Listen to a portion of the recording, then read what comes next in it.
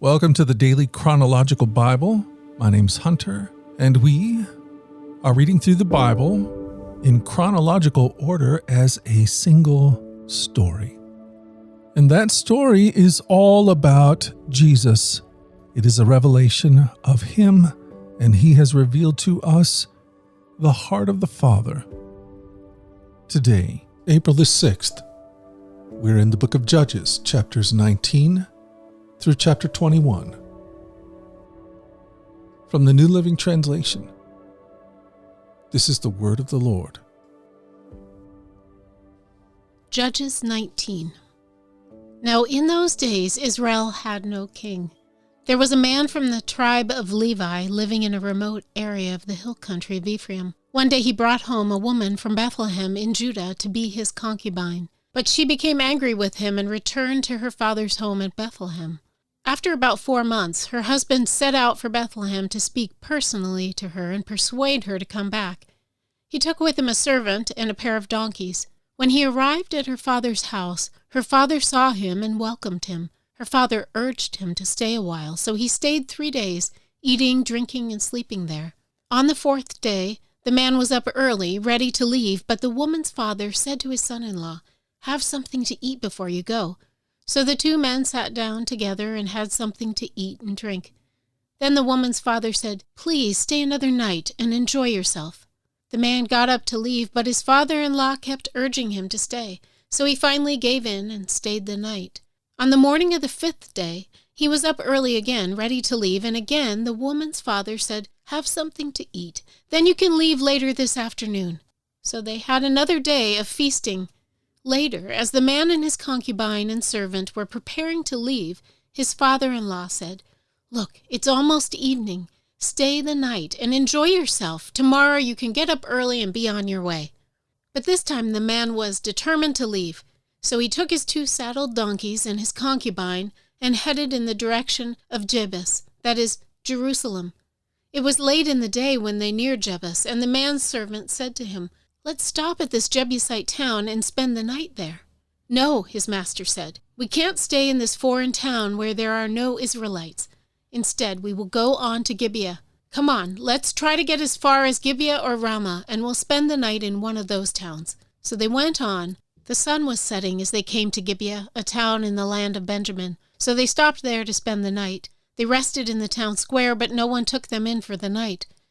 That evening, an old man came home from his work in the fields. He was from the hill country of Ephraim, but he was living in Gibeah, where the people were from the tribe of Benjamin. When he saw the travelers sitting in the town square, he asked them where they were from and where they were going. "We have been in Bethlehem in Judah," the man replied. "We are on our way to a remote area in the hill country of Ephraim, which is my home. I traveled to Bethlehem, and now I'm returning home. But no one has taken us in for the night, even though we have everything we need. We have straw and feed for our donkeys and plenty of bread and wine for ourselves." "You are welcome to stay with me," the old man said. "I will give you anything you might need, but whatever you do, don't spend the night in the square." So he took them home with him and fed the donkeys. After they washed their feet, they ate and drank together. While they were enjoying themselves, a crowd of troublemakers from the town surrounded the house. They began beating at the door and shouting to the old man, "Bring out the man who is staying with you so we can have sex with him." The old man stepped outside to talk to them. "No, my brothers, don't do such an evil thing, for this man is a guest in my house, and such a thing would be shameful. Here, take my virgin daughter and this man's concubine. I will bring them out to you, and you can abuse them and do whatever you like, but don't do such a shameful thing to this man." But they wouldn't listen to him. So the Levite took hold of his concubine and pushed her out the door. The men of the town abused her all night, taking turns raping her until morning. Finally, at dawn, they let her go. At daybreak, the woman returned to the house where her husband was staying. She collapsed at the door of the house and lay there until it was light. When her husband opened the door to leave, there lay his concubine, with her hands on the threshold. He said, "Get up, let's go." But there was no answer. So he put her body on his donkey and took her home. When he got home, he took a knife and cut his concubine's body into 12 pieces. Then he sent 1 piece to each tribe throughout all the territory of Israel. Everyone who saw it said, "Such a horrible crime has not been committed in all the time since Israel left Egypt. Think about it. What are we going to do? Who's going to speak up?" Judges 20. Then all the Israelites were united as one man, from Dan in the north to Beersheba in the south, including those from across the Jordan in the land of Gilead. The entire community assembled in the presence of the Lord at Mizpah.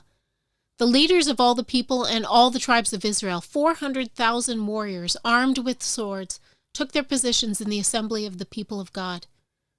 Word soon reached the land of Benjamin that the other tribes had gone up to Mizpah.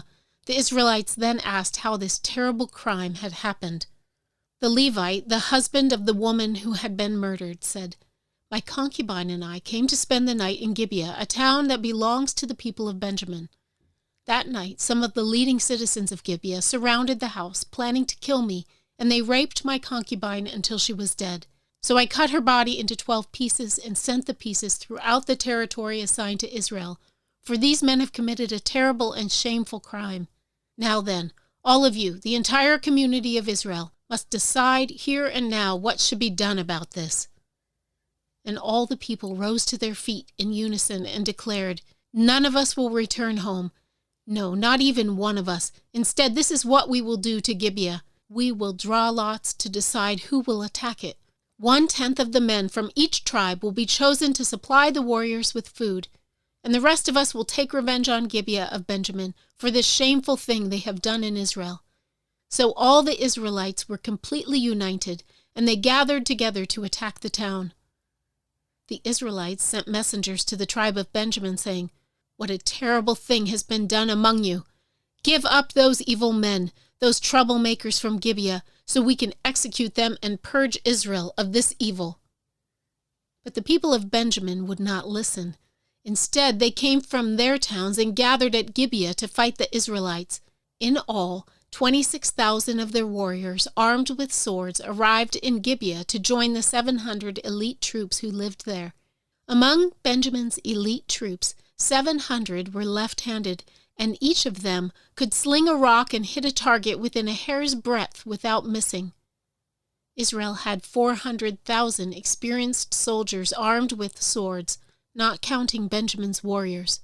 Before the battle, the Israelites went to Bethel and asked God, which tribe should go first to attack the people of Benjamin? The Lord answered, "Judah is to go first." So the Israelites left early the next morning and camped near Gibeah. Then they advanced towards Gibeah to attack the men of Benjamin.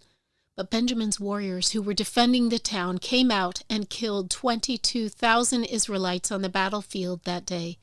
But the Israelites encouraged each other and took their positions again at the same place they had fought the previous day, for they had gone up to Bethel and wept in the presence of the Lord until evening. They had asked the Lord, "Should we fight against our relatives from Benjamin again?" And the Lord had said, "Go out and fight against them." So the next day they went out again to fight against the men of Benjamin.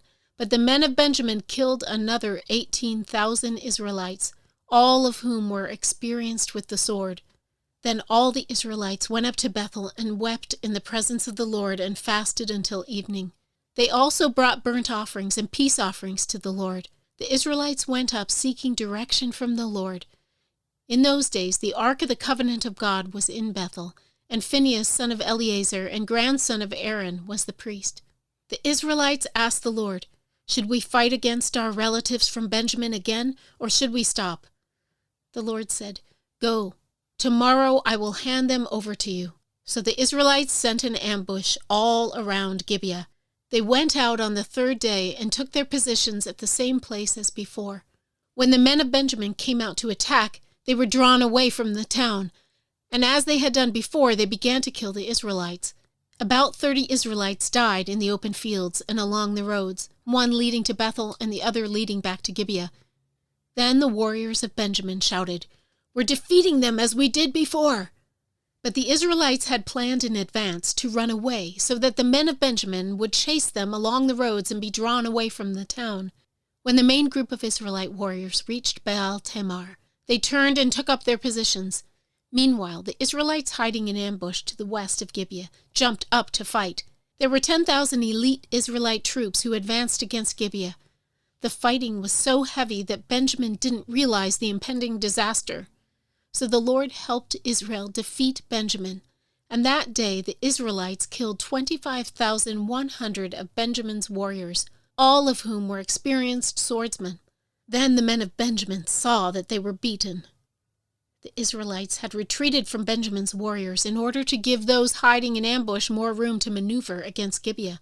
Then those who were hiding rushed in from all sides and killed everyone in the town. They had arranged to send up a large cloud of smoke from the town as a signal.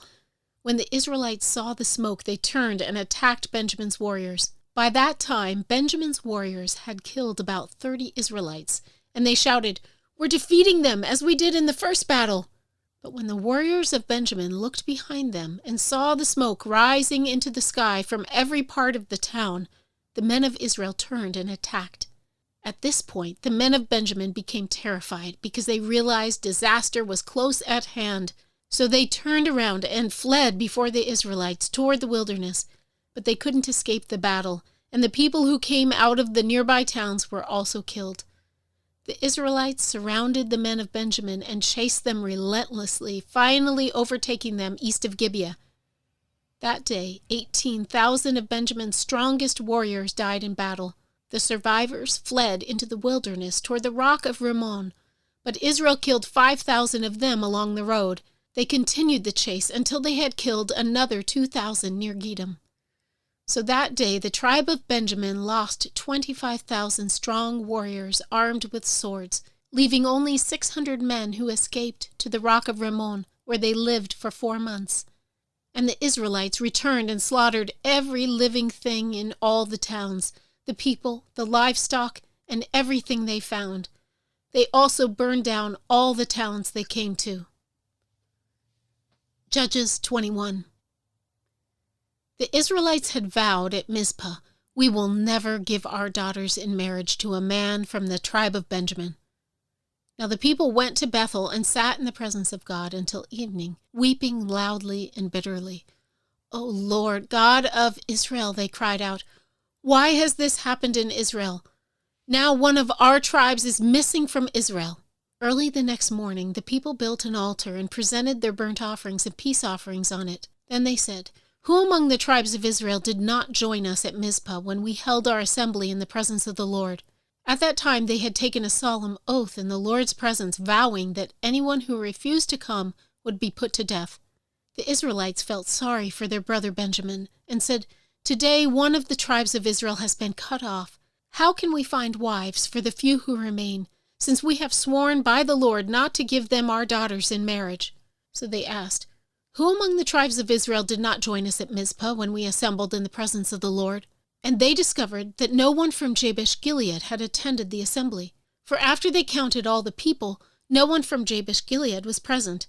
So the assembly sent 12,000 of their best warriors to Jabesh-Gilead with orders to kill everyone there, including women and children.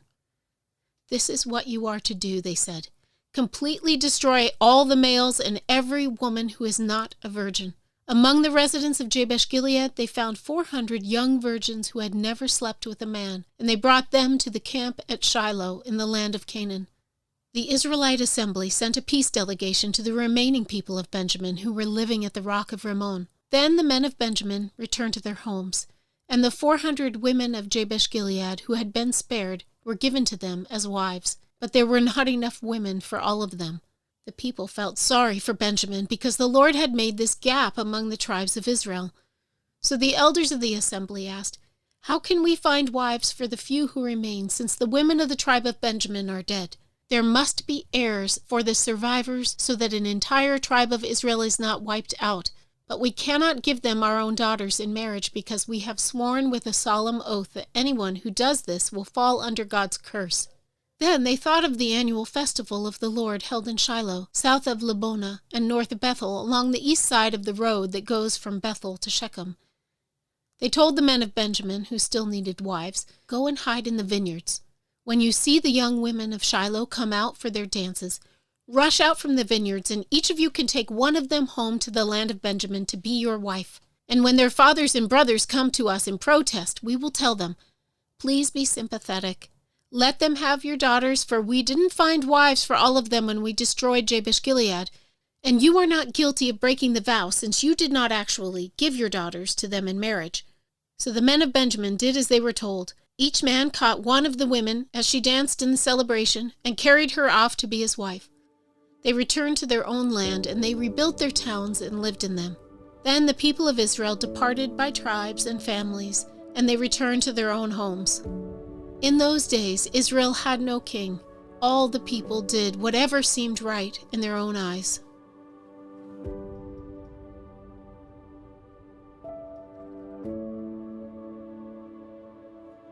Thank you for joining us at the Daily Chronological Bible. You can find out more about our other podcasts at dailyradiobible.com, where people from all around the world come to join us in this journey through the Scriptures, where we allow the Scriptures to point us to the God who is love, the God revealed to us fully in Jesus. Again, that website is dailyradiobible.com. Until tomorrow, let's go forward in God's joy. Let's let His joy be our strength. And let us always remember this, that you are loved.